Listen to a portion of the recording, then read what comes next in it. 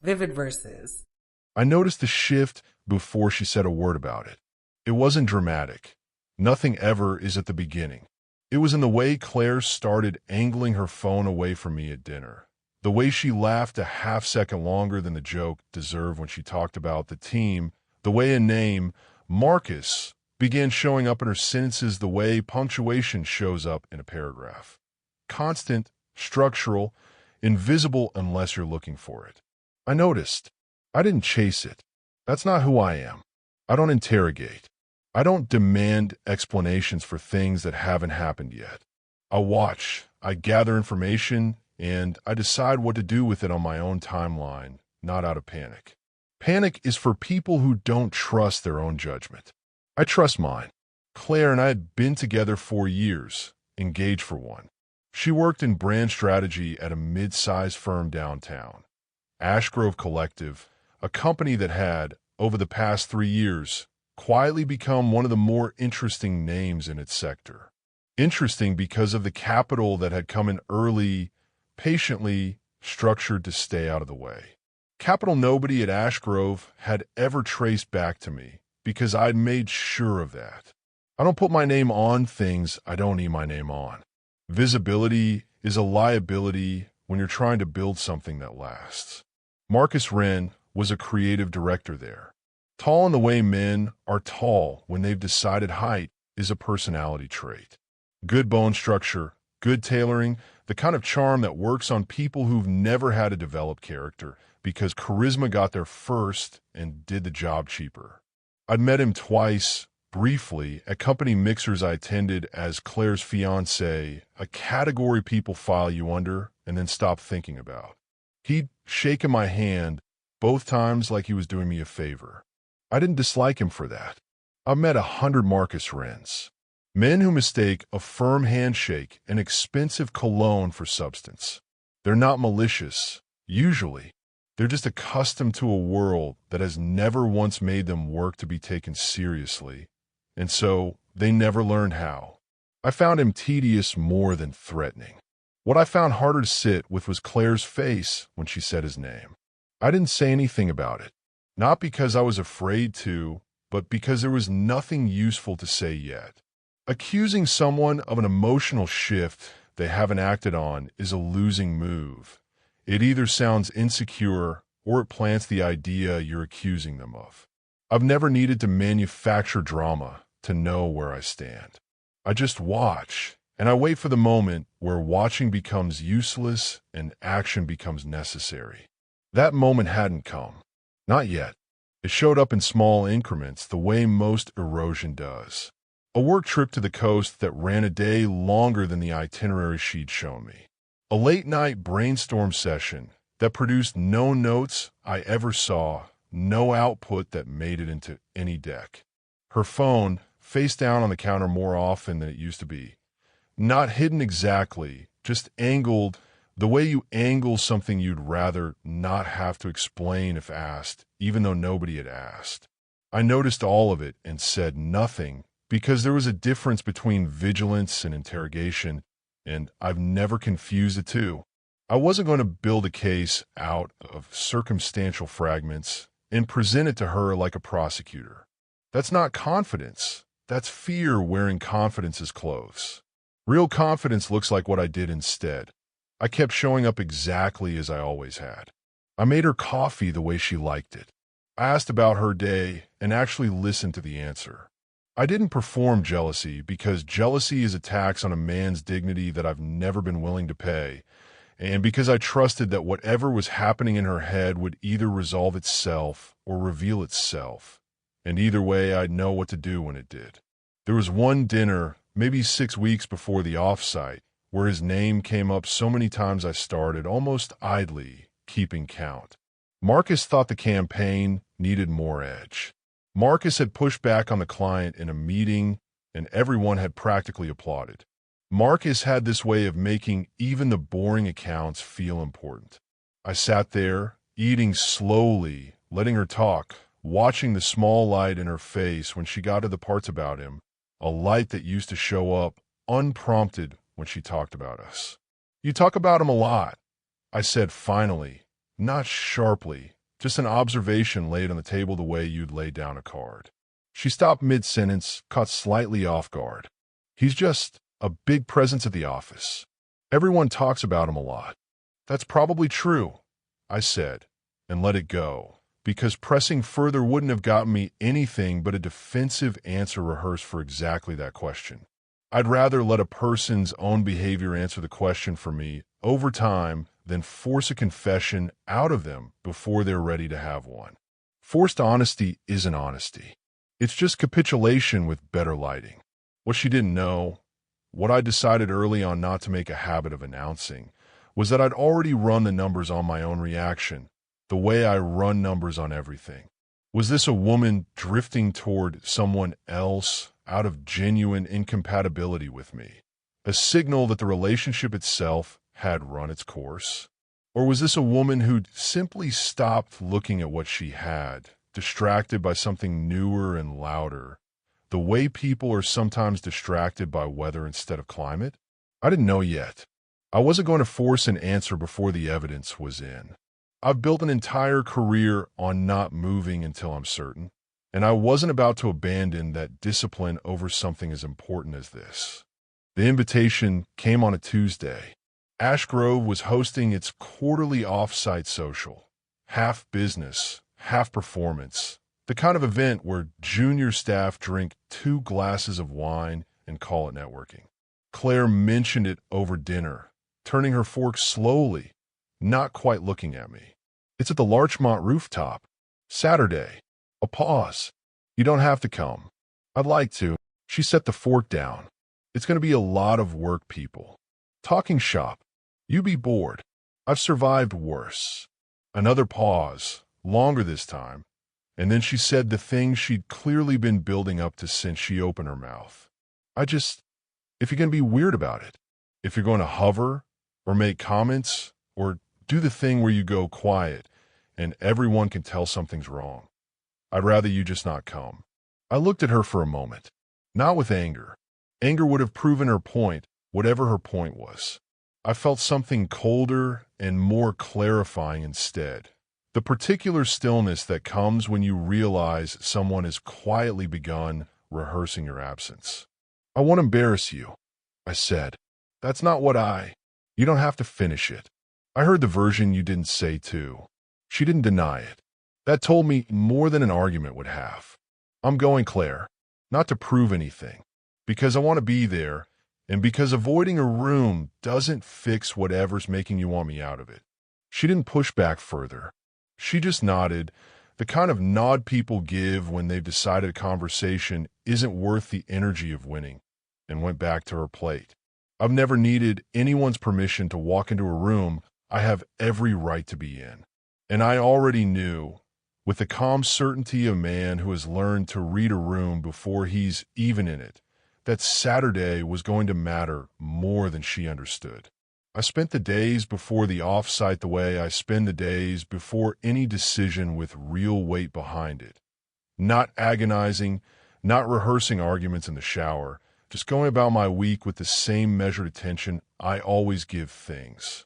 I had 2 calls that week with the operations lead at Ash Grove, calls that had nothing to do with Claire and everything to do with the covenant renewal on the second tranche of funding, the kind of unglamorous maintenance that keeps a portfolio company solvent when nobody's watching.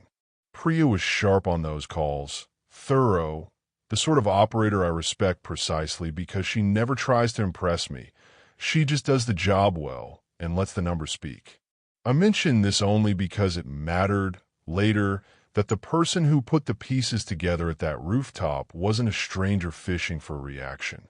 She was someone who'd actually sat across from the paperwork. I told my sister, Adiz, about the invitation and Claire's warning over the phone on Thursday. She's the only person I talk to plainly about things like this, mostly because she's never once tried to manage my emotions for me, and I've never needed her to. She told you not to embarrass her, Adiz repeated flat, more or less. And you're still going. I am. Because you want to prove something? Because avoiding a room doesn't fix what's making her want to avoid me in it, I said. If something's actually wrong between us, Hiding from a rooftop party isn't going to solve it. It's just going to let it fester somewhere. I can't see it. She was quiet for a second. You're not even angry. Anger's expensive, I said. I save it for things worth spending it on. This isn't that yet. What is it then? Information I don't have all of. I'll have more of it by Sunday. She laughed, short and knowing. She's watched me handle enough negotiations over the years to recognize the register I was in. You talk about your own engagement like it's a term sheet. Everything worth protecting needs the same discipline, I told her. Doesn't matter if it's a company or a relationship. You don't panic before you have the facts, and you don't let anyone rush you into a decision you'll regret making quickly. She didn't argue with that. Nobody ever really does, once they've watched it work often enough. The Larchmont rooftop was exactly what I expected. String lights doing their best impression of ambience. A jazz trio nobody was listening to, 40 or so people in expensive casual clothing, holding drinks they'd stopped drinking halfway through, because the point was never the drink. Claire had gone ahead earlier to help set up. I arrived at 7, alone, unbothered, in a charcoal jacket that had never needed to prove anything to anyone. I found her near the bar, laughing at something a colleague said. And when she saw me, her face did a complicated thing, relief and dread arriving at the same time, like she hadn't fully believed I'd come and now had to figure out what to do with the fact that I had. You made it, she said. I said I would. I got a drink. I made conversation with a few people whose names I'd remember and whose faces I wouldn't.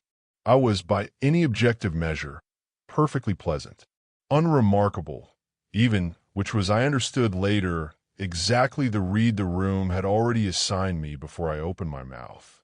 Claire's fiancé. Nice enough. Quiet. A little dull, maybe. The kind of man you're polite to because he's someone's plus one and not because he's registered as anyone worth your attention. I've been underestimated my whole adult life. I stopped minding a long time ago. It's useful. People show you exactly who they are when they don't think you're worth performing for. Marcus found us around 8. He had the easy, loose walk of a man who'd already had 2 drinks and knew everyone was watching him anyway. He put a hand on Claire's shoulder, a beat too long, a degree too familiar, and she didn't move away from it fast enough for my taste, though I kept my face perfectly still. So this is the fiancé, he said, extending a hand to me with a grin that had clearly worked on a lot of rooms before this one. Heard a lot about you. Funny, I said, shaking his hand. I haven't heard much about you at all. It wasn't hostile. It was true, mostly, and true things tend to land harder than insults, which is why I prefer them. His grin flickered, just barely, before it reset. What do you do? He asked. The question people ask when they've already decided the answer won't be interesting. Bit of everything. Investments, mostly. Investments. He said it the way you'd repeat a word in a language you didn't speak, testing its weight, deciding it didn't have any. Stocks and stuff. Something like that. He turned slightly toward Claire, as if I'd already exited the conversation, and from there the needling started, subtle at first, then less so, the way a man gets bolder when nobody in the room pushes back.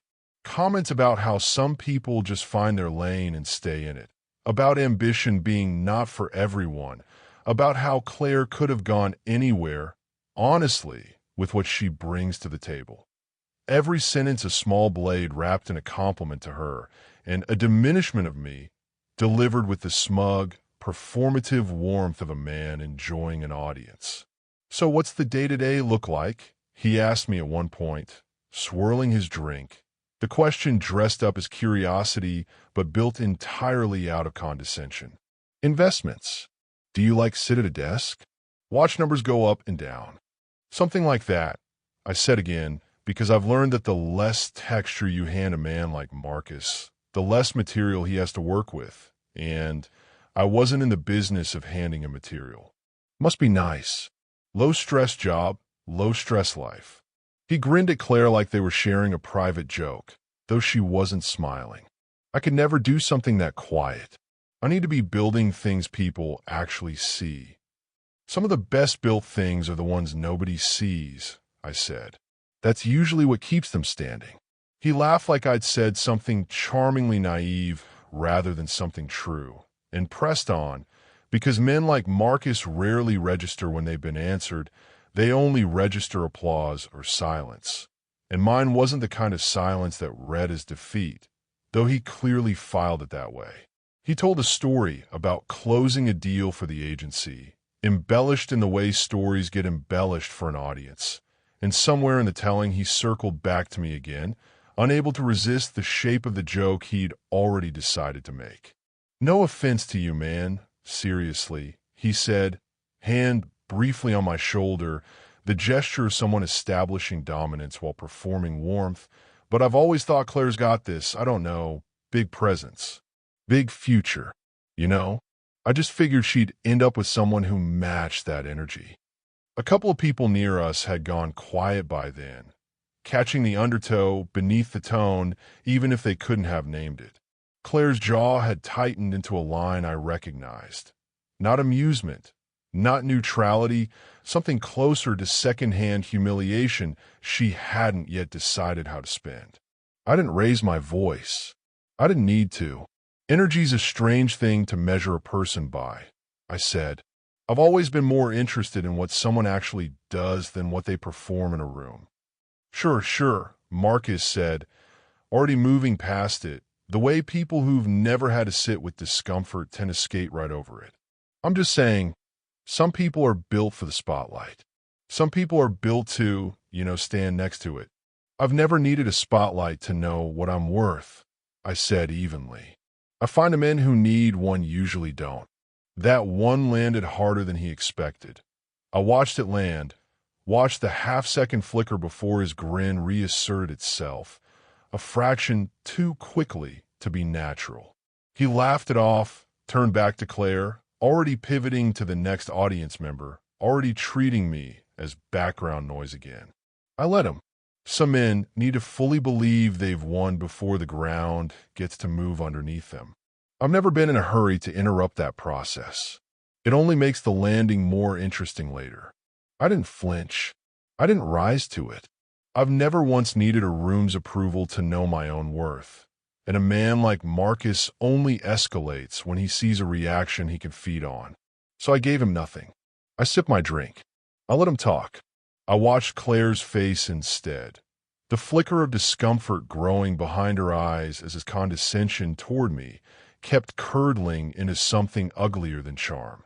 "No offense," Marcus said at one point, leaning in with the particular confidence of a man who has never once considered that offense might be the wrong currency to spend, "but I always figured Claire would end up with someone a bit more." He searched for the word with theatrical care. "Notable." A few people near us went quiet. Claire's jaw tightened. I set my glass down on the railing, unhurried. "Notable's an interesting word." "No offense," he said again, like repeating it made it true. "None taken. I'm not the kind of man who needs to be notable. I let that sit for a second. I just need to be right about the things that matter." He laughed, not quite sure what to do with the line, and pivoted back to Claire, already bored of me, already moving on to the next audience. I let him. I wasn't finished being underestimated yet. I was, in fact, rather enjoying it. It was Priya who broke it, not me. Priya ran operations at Ashgrove, sharp, unshowy, the kind of person who actually reads the documents everyone else schemes. She drifted into our circle mid-conversation, drink in hand, and it was somewhere around Marcus's third or fourth jab about people who just coast that she frowned, looked at me properly for the first time all night, and said, slowly, like she was double-checking her own memory, "Wait, Cross, as in Daniel Cross." I didn't answer right away. I've spent years making sure that name meant nothing to most rooms I walked into. It was by design, quiet, folded into holding companies and structured trusts, kept 2 and 3 steps removed from anything with my face attached to it. I liked it that way. Money that announces itself invites the wrong kind of attention, the wrong kind of relationships, the wrong kind of people leaning on you for reasons that have nothing to do with who you actually are. I'd built it deliberately silent. Depend who's asking, I said. Priya's eyes had gone slightly wide, the particular look of someone doing rapid arithmetic. You're the cross behind Harrow Bridge Capital? She said it quietly, almost to herself, then louder, like she needed to confirm it out loud to believe it. You're the reason Ashgrove didn't fold in the second funding round. I sat in the meetings. Nobody ever. The name on the documents was a holding entity. We never. She stopped herself, recalibrating in real time. You're one of our investors. The rooftop didn't go silent. Not dramatically, not like a film, but the pocket of it around us did, the way a conversation dies when something genuinely unexpected lands in the middle of it. Claire turned to look at me with an expression I hadn't seen on her in longer than I wanted to admit. Not embarrassment, not confusion, something closer to a woman recalculating a man she thought she already had fully measured. One of them, I said, not the only one. I don't love being the headline. You're not just an investor in Ashgrove, Priya said, still working it out loud, staring at me now like she was seeing a different person occupy the same body. You backed 3 of our vendor partners too. Halden Print, the logistics group we use for the West Coast accounts. That's you. Some of it, I said. I don't keep score out loud. Marcus had gone very quiet beside me. I watched the particular kind of stillness settle over him. The stillness of a man doing frantic math on every sentence he'd said in the last 20 minutes, running it back through a new and considerably less flattering lens. The condescension, the notable, the little performance about people who coast, delivered to a man who, as it happened, had at some point in the last 2 years quietly signed off on the funding round that kept Marcus's own department's budget intact. I didn't gloat.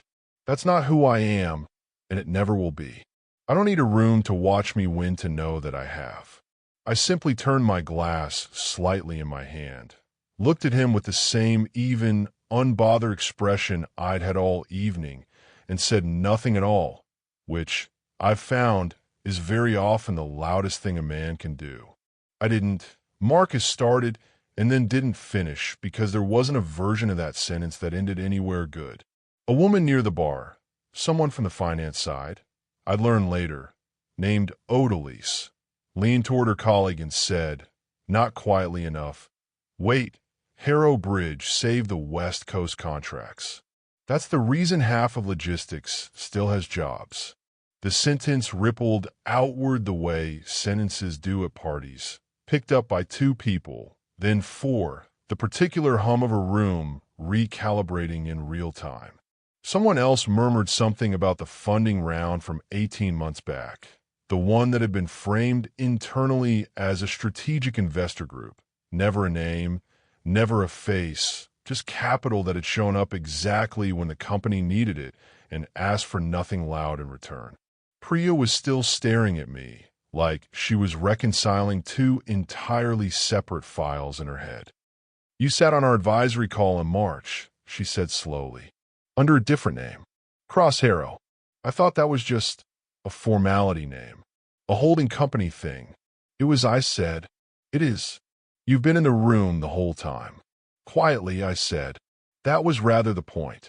"You didn't know," I said, evenly, filling the silence not out of mercy, but because I don't like watching a man flounder without purpose. "That's fine. You weren't supposed to. I don't walk into rooms with my portfolio stitched to my jacket. I meant the comments. I was just..." "You were being yourself," I said. "I don't need you to apologize for that. I'd rather know who someone is than have them perform who they think I want them to be." It wasn't forgiveness. It wasn't cruelty either. It was simply true, delivered without heat, and it left him with nothing to push against. No anger to match. No defensiveness to hide in. Just the flat, undecorated fact of what he'd done. handed back to him without decoration of its own. Claire hadn't said anything this whole time. When I finally looked at her, her face had the look of someone standing at the edge of a room she thought she knew the layout of, realizing there was a door she'd never noticed. We didn't talk about it on the rooftop.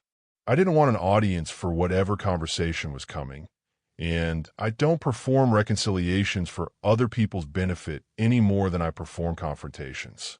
We left a little after 10. She was quiet in the car, the kind of quiet that isn't empty but full of things being reordered. "Why didn't you tell me?" she finally said. Once we were home, coat still on, standing in the kitchen under light too bright for the conversation. "Tell you what exactly?" That Harrow Bridge is yours. That you're the reason my company exists in the form it exists in. Daniel, that's not a small thing to just not mention. It didn't need mentioning, I said, calm, not defensive, just factual. I didn't marry you to be your investor. I didn't propose to you so you'd see me differently at a work party. I am who I am with or without a rooftop full of your colleagues finding out what's in my portfolio. That's not the point. It's exactly the point. I set my keys down, unhurried, and looked at her properly. You spent the last few months looking at me like I was something you'd settled for. Tonight, a piece of paperwork changed that math for you. And I understand why. People are wired to respond to status. I'm not naive about that. But I need you to hear this clearly. Nothing about who I am changed tonight. Only what you knew did. She didn't have an answer for that. I didn't expect her to. I watched you let a man disrespect me for 20 minutes because you'd already decided I wasn't worth defending. I continued. Still no anger in it. I don't do anger. It clouds judgment and hands the other person leverage they haven't earned. Just clarity laid out the way I lay out any negotiation. I'm not upset that you didn't know what I do with my money. I'm not even upset about Marcus. Men like him are a permanent feature of the landscape. They don't require my energy. What I'm sitting with is that you needed a revelation to remember I was worth standing next to. That's not fair. It's not about fair. It's about true. I held her gaze. I don't plead for anyone's respect, Claire. I've never once had to, and I'm not going to start with you. If what you feel for me needs my net worth as a permission slip, that's information. Important information, and I'll act on it accordingly. What does that mean? It means I'm not interested in being loved conditionally by someone recalculating my worth in real time based on what a colleague at a rooftop party finds out. I built what I built quietly on purpose because I never wanted anyone in my life, least of all the person I'm marrying, to need the loud version of me, to feel proud to stand next to me. She was quiet for a long moment, and when she spoke again, her voice had lost its earlier edge, gone smaller, more honest. I didn't know what I was feeling. With Marcus, I mean. It wasn't, nothing happened, but I let myself think about it more than I should have. I think I was bored, and he was easy, and you're so steady that sometimes steady starts to look like nothing's there. Steady isn't nothing, I said. Steady is the thing that's still standing after everything flashy burns out. But I'm not going to argue you into valuing it. Either you see it or you don't, and no amount of me explaining myself is going to manufacture that if it isn't already there. I do see it. I think I forgot how to look. That's the part one can't fix for you, I said. I can be patient. I have been patient.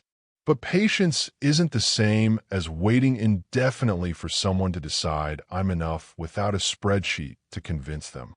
We didn't resolve everything that night, and I wasn't interested in pretending we had. Some conversations need room to breathe, rather than a tidy ending forced onto them for the sake of comfort. I told her I needed a few days to think about what I actually wanted, not as a threat, not as leverage, but because it was true, and because I don't make decisions about my future from inside an adrenaline spike. I've never once made a good call in the heat of a moment, and I wasn't going to start with the biggest one in front of me. I stayed at my own place that week. Not dramatically. I didn't announce it as a separation, didn't turn it into a performance for either of us. I simply needed distance to think clearly, the way I think clearly about everything else that matters. Without noise, without an audience, without anyone's expectations sitting on my shoulder while I worked it out. Claire texted twice. I answered both, briefly, warmly enough, without over-explaining myself. I've never believed in punishing someone with silence to make a point.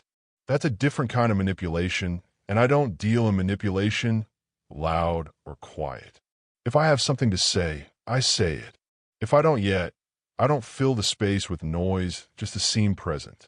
On Thursday, she came by. I let her in, made 2 coffees, and we sat in the kind of quiet that isn't uncomfortable so much as deliberate. I've been thinking about what you said, she told me. About needing a revelation to remember you were worth standing next to. I keep turning it over, and I hate how true it is. I know it's true. I watched it happen in real time. I'm not going to pretend I have some perfect explanation for it. I got comfortable. Comfortable turned into taking you for granted, and taking you for granted turned into noticing someone who made me feel noticed, even though nothing happened. And then Saturday happened, and I realized the version of you I'd been slowly discounting was never the real version at all. It was just a version I'd stopped paying attention to. That's honest, I said. I appreciate honest more than I appreciate apologies. Apologies are easy. Understanding what actually happened is harder and more useful. So, where does that leave us? I considered the question properly before answering, because I owed her a real answer, not a comfortable one. It leaves us needing to rebuild something you let erode. I'm willing to do that. I'm not interested in doing it if it's temporary. If in 6 months something else shiny walks into a room and I'm back to being the quiet, unremarkable option again. I don't compete for attention. I never have. I'm not going to start now. I don't want you to compete for it. I want to just see you again, the way I used to. Then see me, I said, not the balance sheet, not what other people think when they find out what I do. Me, the version that was sitting across from you on your worst days long before there was any rooftop revelation to make it convenient to notice. She reached across the table and took my hand, and I let her, though I didn't rush to fill the silence with reassurance she hadn't fully earned back yet. Some things you rebuild in real time, through consistency, not through a single conversation that resolves everything, because it would be tidier that way. For what it's worth, she said, the look on Marcus's face when Priya said your name, I don't think I've ever seen someone deflate that fast. I wasn't watching him, I said. I was watching you. A few weeks after that conversation in the kitchen, Claire's closest friend, Ines, invited her out for drinks, and because Claire had apparently decided honesty was going to be the new operating principle between us, she told me about the conversation afterward instead of letting me hear a filtered version secondhand. Ines asked if I was only choosing you now because of the money, Claire said, sitting across from me at the counter, turning her glass in slow circles the way she did when she was working up to something uncomfortable. I told her that's not what happened, but I understood why she asked. From the outside, it probably looks exactly like that. Doesn't matter to you what it looks like from the outside. It didn't used to, but I think that's part of what happened with Marcus, if I'm honest. I started caring what things looked like more than what they actually were. He looked like more, on paper, the right kind of loud, the right kind of visible. And you looked like less, because you never once tried to look like anything. I wasn't hiding money from you to test you, I said. I want to be clear about that, because I don't want you walking away thinking this was some elaborate trap I set to see if you'd fail it. I built Harrow Bridge quiet, because quiet is how you keep something safe from bad actors, from flatterers, from people who show up for the number instead of the person. That instinct didn't have anything to do with you specifically. It's just how I protect everything I've built, including, as it turns out, this relationship. I know that now. I don't think I understood it before. You don't have to fully understand my reasons to just trust that I have them. I said. That's the part one need from you going forward. Not blind faith. I'm not asking for that. Just enough trust that when something about me looks unremarkable on the surface, you don't automatically assume unremarkable is all there is. She reached over and laced her fingers through mine, and this time I let myself lean into it fully, without the reservation I'd been carrying since the rooftop. Trust isn't rebuilt in a single conversation, no matter how honest. It's rebuilt in the accumulation of small moments where someone proves, again and again, that the lesson actually took.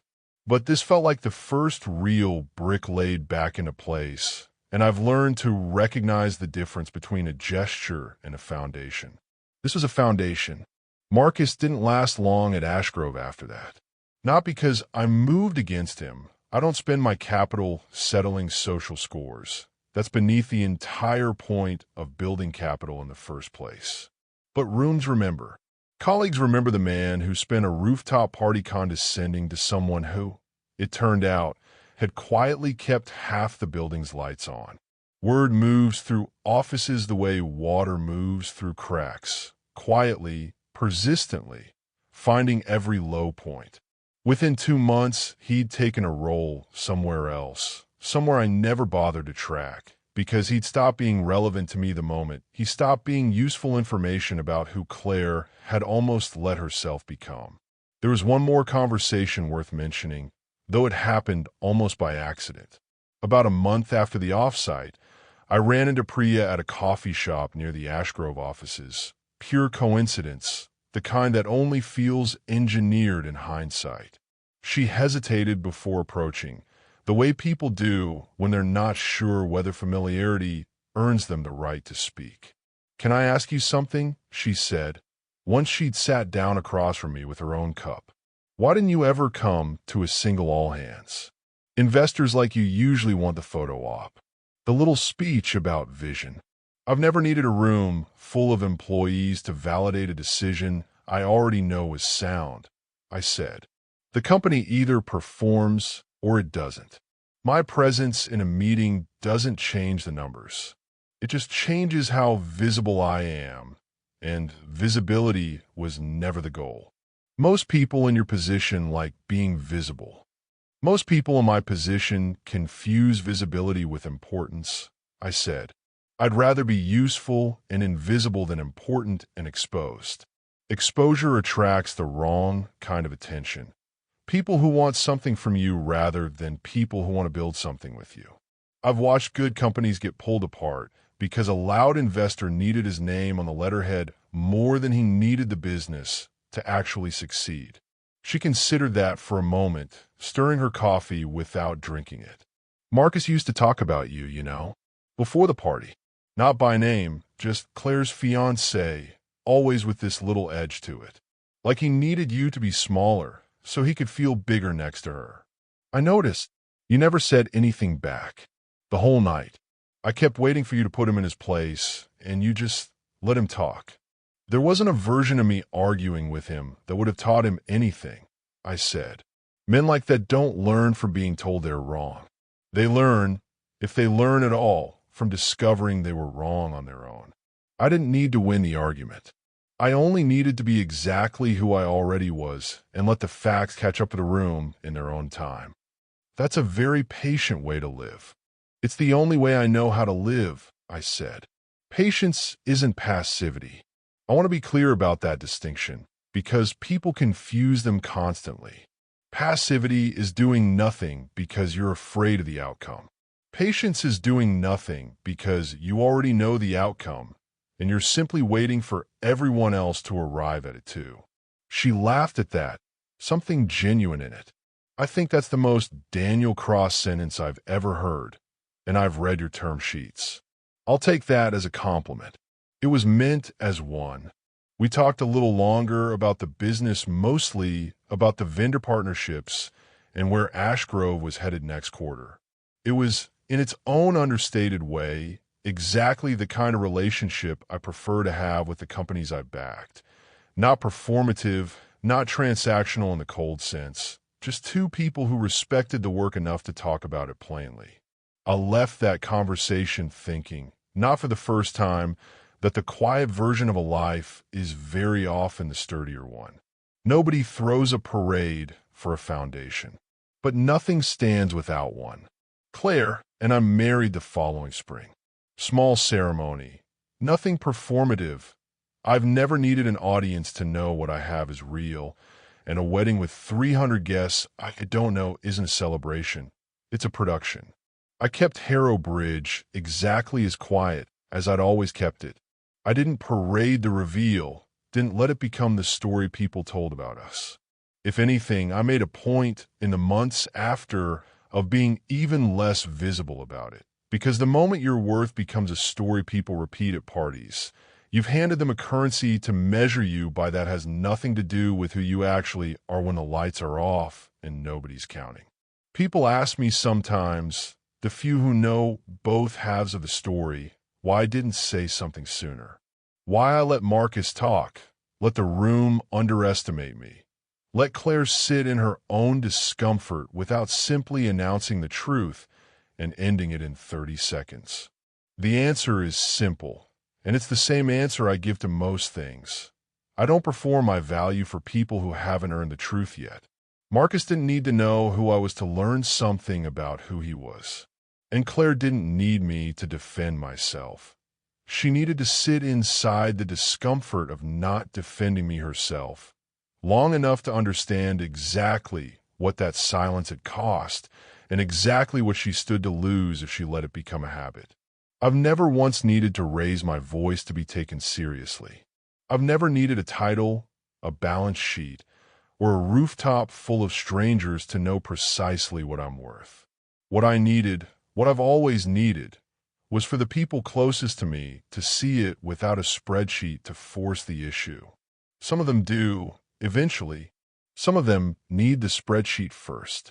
I've made my peace with either outcome. I built what I built quietly, on my own terms, protected exactly the way I intended it to be protected, from noise, from flattery, from people who only show up once they know what's in the account. And I've never once regretted staying calm in a room that expected me to prove myself loudly. The proof was never mine to perform. It was just waiting patiently for the moment someone else finally looked closely enough to see it. I think about that rooftop sometimes, not with bitterness, but with a kind of quiet clarity about what it taught me, about Claire, about Marcus, about myself.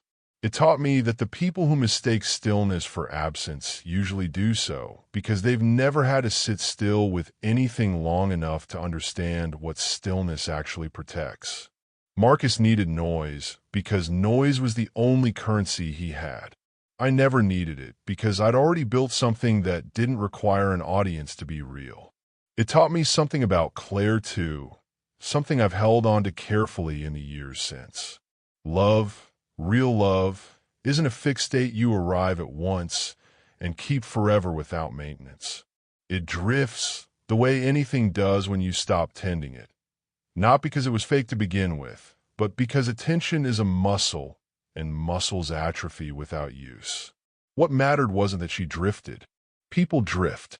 What mattered was what she did once she noticed she had, and whether she was willing to do the harder, less glamorous work of walking back towards something steady instead of chasing something merely shiny.